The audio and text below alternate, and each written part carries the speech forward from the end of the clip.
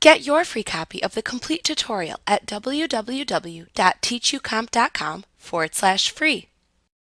You can create payments in the item list to subtract the amount of a customer payment from the total amount shown in an invoice when creating an invoice. You need a payment item when you receive a partial payment you need to apply to an invoice at or before the time you create the invoice. Note that this is not what is used when receiving a full payment at the time of sale.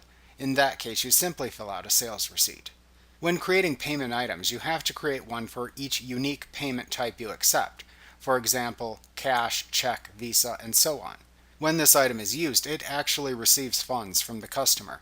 Therefore, when creating this item type, you also have to select whether the amount received when this item is used in an invoice should be directly deposited to a specific account or placed into the undeposited funds account for deposit at a later time.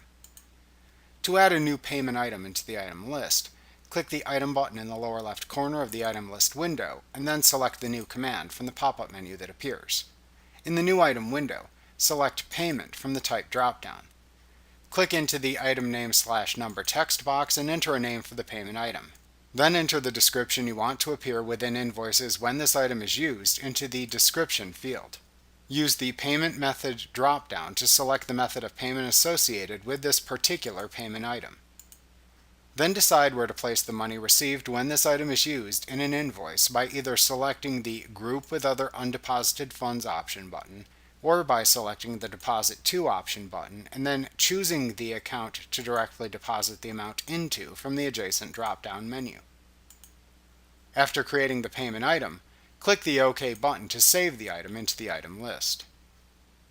Like what you see? Pick up your free copy of the complete tutorial at www.teachucomp.com/free.